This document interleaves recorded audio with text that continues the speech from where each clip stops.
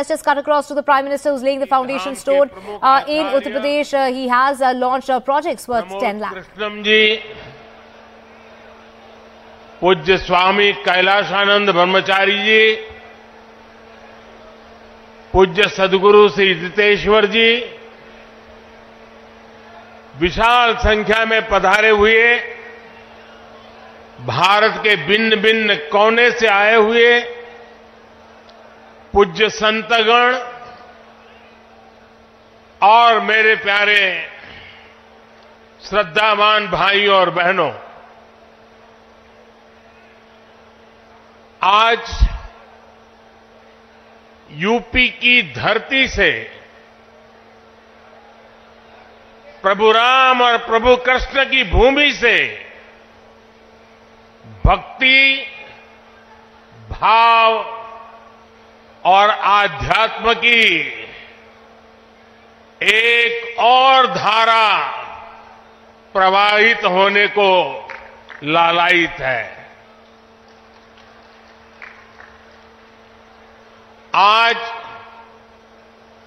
पूज्य संतों की साधना और जनमानस की भावना से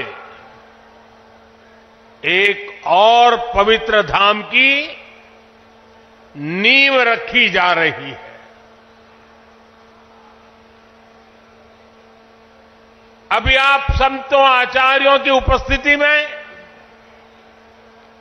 मुझे भव्य कल्की धाम के शिलान्यास का सौभाग्य मिला है। मुझे विश्वास है कि कल्की धाम भारतीय आस्था के एक और विराट केंद्र के रूप में उभर कर सामने आएगा। मैं सभी देशवासियों को और विश्व के सभी श्रद्धालुओं को शुभकामनाएं देता हूं। अभी आचार्य जी कह रहे थे कि 18 साल की प्रतीक्षा के बाद आज ये अवसर आया है।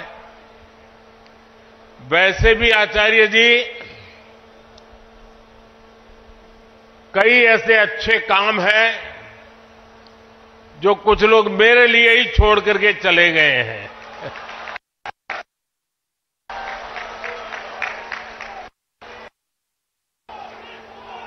और आगे भी जितने अच्छे काम रह गए हैं ना, उसके लिए बस ये संतों का, जनता जनार्दन का आशीर्वाद बना रहे, उसे भी पूरे करेंगे। साथियों, आज छत्रपति शिवाजी महाराज की जन्म जयंती भी है। ये दिन इसलिए और पवित्र हो जाता है और ज्यादा प्रेरणादायक हो जाता है। आज हम देश में जो सांस्कृतिक पुनरोदय देख रहे हैं,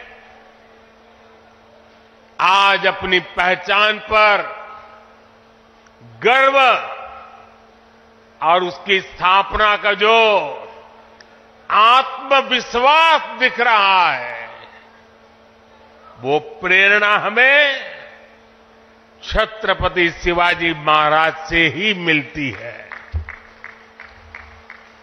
मैं इस अवसर पर छत्रपति शिवाजी महाराज के चरणों में श्रद्धापूर्वक नमन करता हूं, उन्हें श्रद्धांजलि अर्पित करता हूं। साथियों,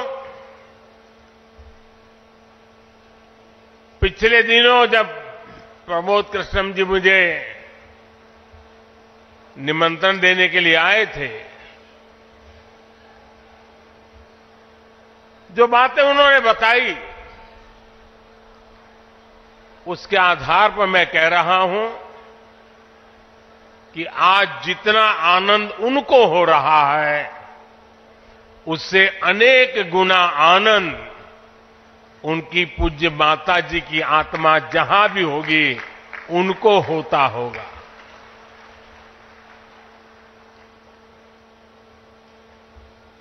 और मां के वचन के पालन के लिए एक बेटा कैसे जीवन खपा सकता है, ये प्रमोद जी ने दिखा दिया है।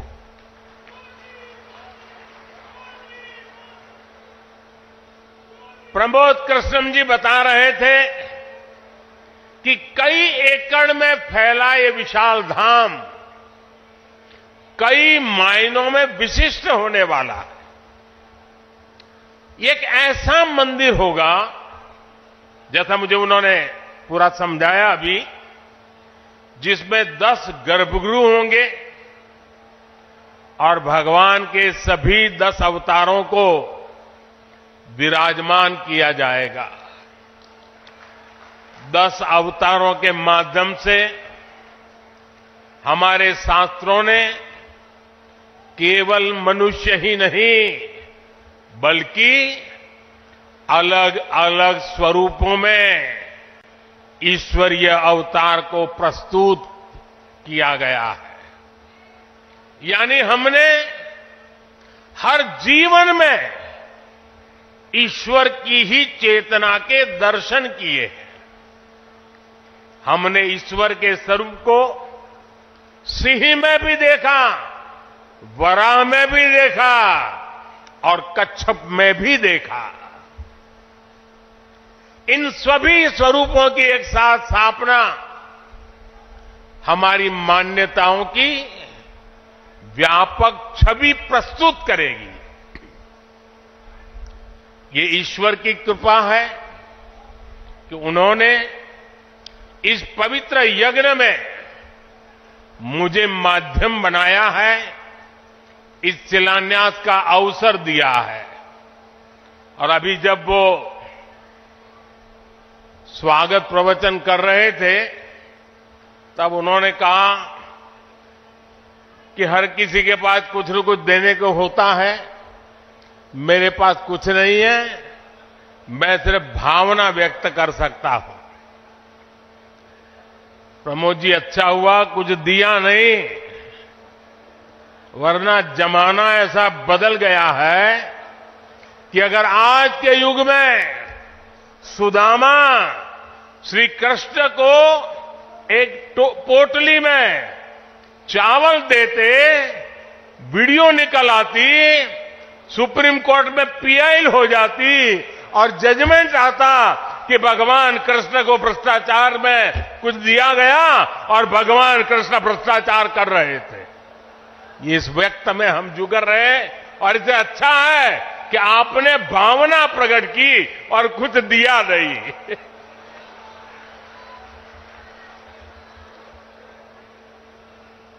मैं इस शुभ कार्य में अपना मार्गदर्शन देने के लिए पधारे सभी संतों को भी नमन करता हूं। मैं आचार्य प्रमोद कृष्णम जी को भी बधाई देता हूं। साथियों, आज संबल में हम जिस अवसर के साक्षी बन रहे हैं, ये भारत के सांस्कृतिक नवजागरण का एक और अद्भुत क्षण है। अभी पिछले महीने ही 22 जनवरी को देश ने अयोध्या में 500 साल के इंतजार को पूरा होते देखा है। राम लला के विराजमान होने का वो अलौकिक अनुभव, वो दिव्य अनुभूति अब भी हमें भावुक कर जाती है। इसी बीच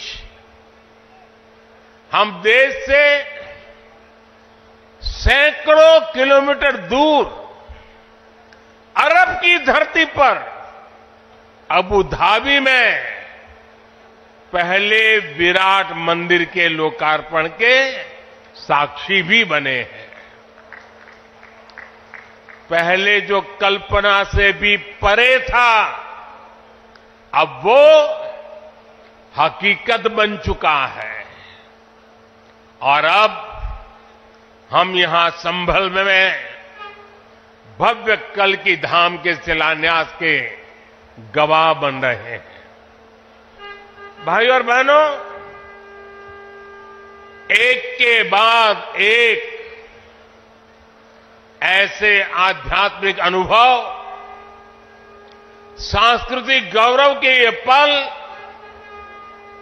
हमारी पीढ़ी के जीवन काल में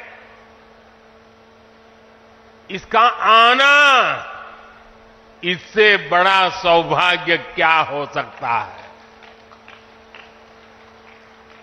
इसी कालखंड में हमने विश्वनाथ धाम के वैभव को काशी की धरती पर देखा है, निखरता हुआ देखा है। इसी कालखंड में हम काशी का कायाकल्प होते देख रहे हैं। इसी दौर में महाकाल के महालोक की महिमा हमने देखी है। हमने सोमनाथ का विकास देखा है, केदार घाटी का पुनर्निर्माण देखा है। हम विकास भी, विरासत भी इस मंत्र को आत्मसात करते हुए चल रहे हैं।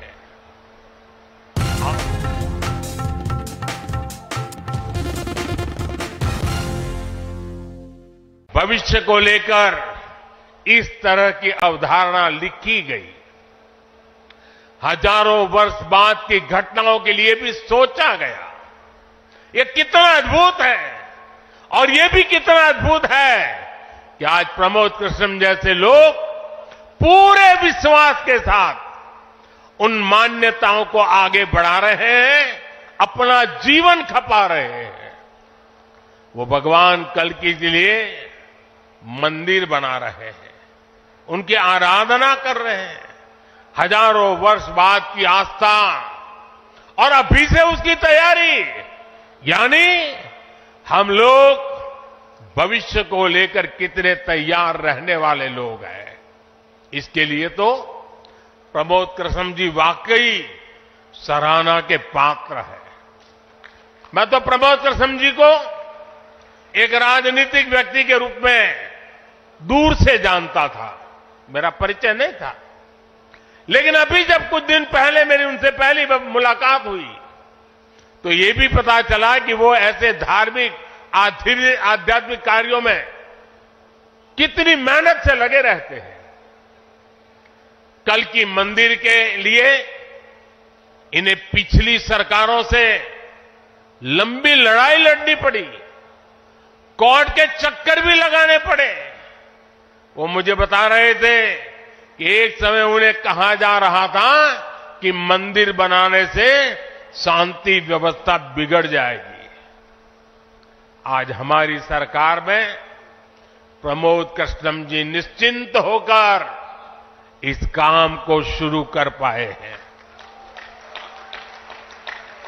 मुझे भरोसा है कि मंदिर इस बात का प्रमाण होगी कि हम बेहतर भविष्य को लेकर कितने सकारात्मक रहने वाले लोग हैं। साथियों, भारत पराभव से भी विजय को खींच करके लाने वाला राष्ट्र है। हम पर सैकड़ों वर्षों तक इतने आक्रमण हुए। कोई और देश होता, कोई और समाज होता तो लगातार इतने आक्रमणों की चोट से पूरी तरह नष्ट हो गया होता। फिर भी हम न केवल डटे रहे बल्कि और भी ज्यादा मजबूत होकर सामने आए। आज सदियों के वो बलिदान फलीभूत हो रहे हैं। जैसे कोई बीज वर्षों के अकाल में पड़ा रहा हो, लेकिन जब वर्षा काल आता है तो वो बीज अंकुरित हो उठता है। वैसे ही आज भारत के अमृत काल में भारत के गौरव, भारत के उत्कर्ष और भारत के सामर्थ्य का बीज अंकुरित हो रहा है। एक के बाद एक हर क्षेत्र में कितना कुछ नया हो रहा है। जैसे देश के संत और आचार्य नए मंदिर बनवा रहे हैं, वैसे ही मुझे ईश्वर ने राष्ट्र रूपी मंदिर के नवनिर्माण का दायित्व सौंपा है। मैं दिन रात राष्ट्र रूपी मंदिर को भव्यता देने में लगा हूं, उसके गौरव का विस्तार कर रहा हूं। इस निष्ठा के परिणाम भी हमें उसी तेजी से मिल रहे हैं। आज पहली बार भारत उस मुकाम पर है जहां हम अनुसरण नहीं कर रहे हैं, उदाहरण पेश कर रहे हैं। आज पहली बार भारत को टेक्नोलॉजी और डिजिटल टेक्नोलॉजी के क्षेत्र में संभावनाओं के केंद्र के रूप में देखा जा रहा है।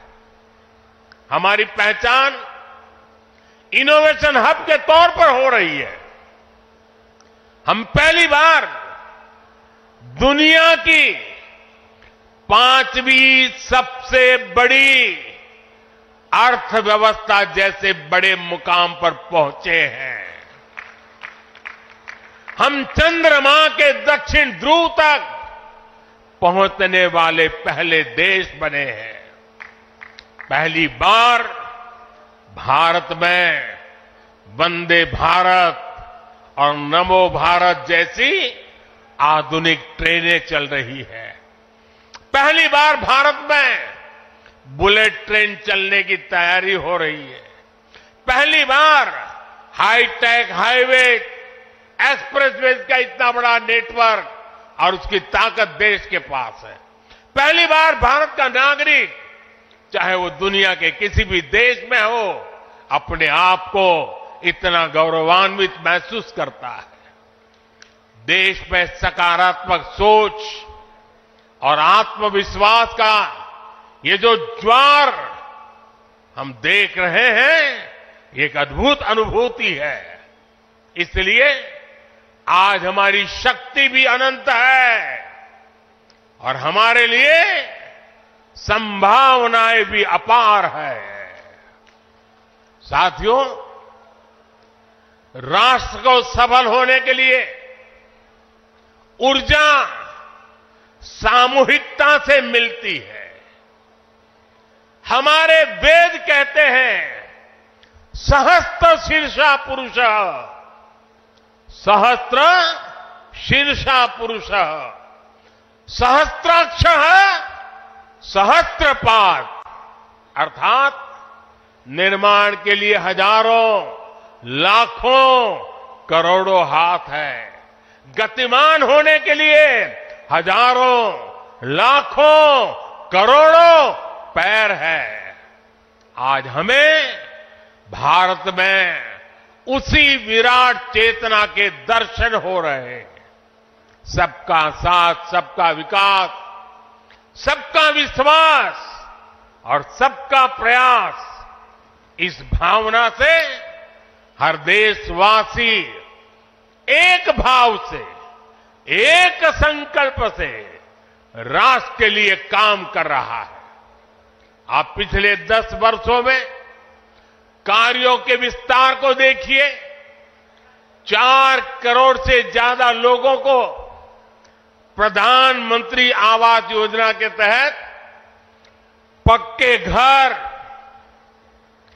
11 करोड़ परिवारों को शौचालय यानी इज्जत घर, 2.5 करोड़ परिवारों को घर में बिजली, 10 करोड़ से अधिक परिवारों को पानी के लिए कनेक्शन, 80 करोड़ लोगों को मुफ्त राशन, 10 करोड़ महिलाओं को कम कीमत पर गैस सिलेंडर, 50 करोड़ लोगों को स्वस्थ जीवन के लिए आयुष्मान कार्ड, करीब 10 करोड़ किसानों को किसान सम्मान निधि। कोरोना काल में हर देशवासी को मुफ्त वैक्सीन, स्वच्छ भारत जैसा बड़ा अभियान, आज पूरी दुनिया में भारत के इन कामों की चर्चा हो रही है। इस स्केल पर काम इसलिए हो सके क्योंकि सरकार के इन प्रयासों से देशवासियों का सामर्थ्य जुड़ गया। आज लोग सरकार की योजनाओं का लाभ दिलाने के लिए गरीबों की मदद कर रहे हैं। लोग 100% सैचुरेशन के अभियान में हिस्सा बन रहे हैं। गरीब की सेवा का ये भाव समाज को नर में नारायण की प्रेरणा देने वाले हमारे आध्यात्मिक मूल्यों से मिली है।